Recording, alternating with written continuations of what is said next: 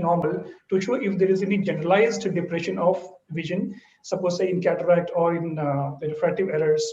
In the sixth one, we have pattern deviation plot. In pattern deviation plot, we would know if there are any localized areas of defect, especially in glaucomas. GHT gives us, in this, the computer gives us an idea if the field report which has come, it shows glaucomatous changes. And in global indices, the machine summarizes into a single value the entire sum total of whatever the data we have got to say whether the performance is like normal or it is subnormal. Like we will get an idea with a single value, numerical value.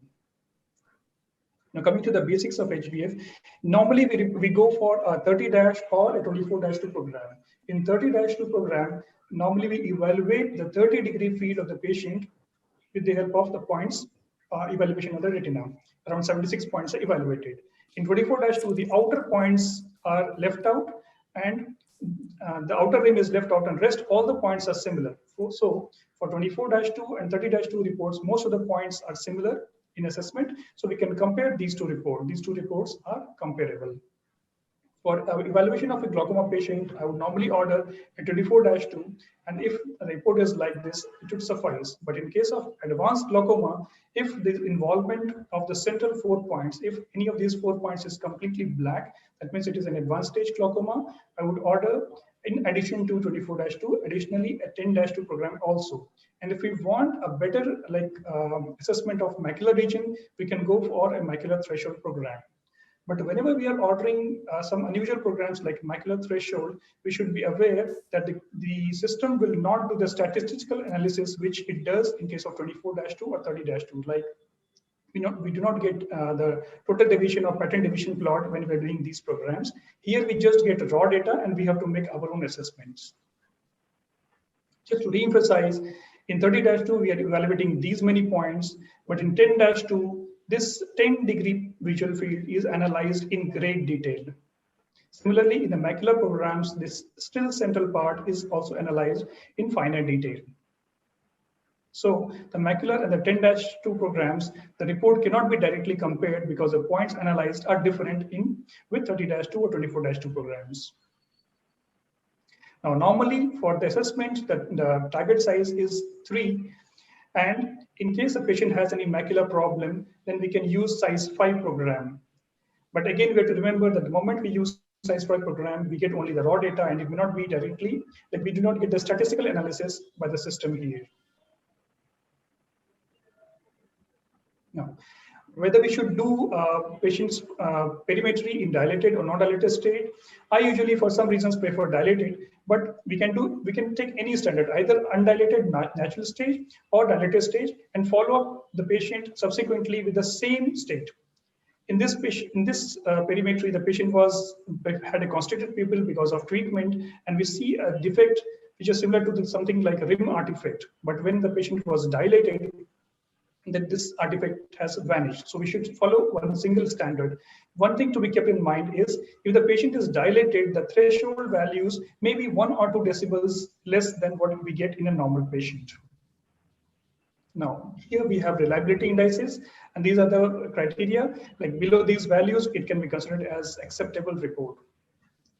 Some of the interesting features that we see, some of the patients, initially they are alert, and the points which are analyzed initially, like the four cardinal points, the patient has seen those points and given correct values, but after that he lost interest. And in these cases, we typically get a cloverleaf pattern. And these typically have high false negative errors. Just reverse of that, if the patient is trigger happy, then we make it high amount of false positive errors, and the report may show white scotomas. Normally, we have foveal threshold values given here. The machine gives light in the range of 0 decibel to 50, 0 being the brightest and 50 being the dimmest. In a normal patient, he is able to recognize light by around 30 to 36 decibels. If the patient's threshold values are low, that means there might be some problem in the foveal region. There are various statistical analyses available in the system. Most commonly used is CTAS standard because it gives within around 5 to 6 minutes time a reasonable amount of data, which is enough for future comparisons. Now, coming to the raw data, these are the exact retinal sensitivity points, what exactly the patient has performed. Based on these points, the computer gives us a grayscale reading, which helps us in educating the patient regarding his problem. In neurological fields, it is quite helpful to know the exact altitudinal defect or if there's a vertical field defect. Now, this is the most important thing that we get in the perimeter report. The points which the patient has generated by doing the test, it is compared with the age-matched normals, and we get these values. These values give us an idea if the patient is having a generalized vision, decrease in vision, like say in case of refractive errors or cataract. The system then analyzes these particular values and gives us an idea if the patient has any localized field defect. So like these. In glaucoma, we know that there are areas of localized field defect which are important to us. And this, say in this report, we can see that these areas have localized field defect. This we get in the pattern deviation maps. Now coming to the glaucoma hemifield test, basically the system analyzes 5 areas of superior field with 5 areas of inferior field and gives us an idea whether the field is glaucomatous based on the criteria listed here. In global indices, we get a rough idea based on a single numerical value whether the patient's field test is within acceptable range or it is subnormal. Coming to whatever we have discussed till now was based on Humphrey's visual field. Another device which is available to us is Octopus standard. We get most of the things in this Octopus printout is also similar to what we have in Humphrey's. I would like to focus on this part. This is called Baby's curve, and in this there are 3 lines.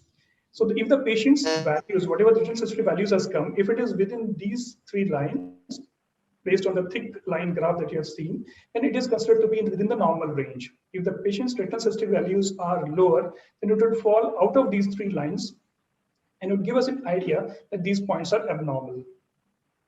This is a particular feature of Octopus reading. Coming back to our Humphrey's field, once we come to analysis, we should have the patients in front of us or the patient data in front of it, in form of the fundus photograph in front of us. We should analyze what exactly we are seeing here, whether the same thing is represented in the perimetry map or not, whether the values are exactly matching or not. This will also give us an idea of progression. If we have 3 or more readings of the patient or a perimeter of the patient, we can get a glaucoma. Apologies to interrupt, sir, but the time is up. Okay. Can you wind up quickly, Dr. Kumar? Yeah, if it's good, so we should be careful when you are evaluating the patient so that we should have the picture in front of us and exactly we should know what we are dealing with. All the cases may not be glaucoma. Okay. Thank you very much, Dr. Ravi Kumar. Next, we move on to Dr. Ankur Sinha. He is going to talk to us about avoiding errors in perimetry. Dr. Ankur, are you here?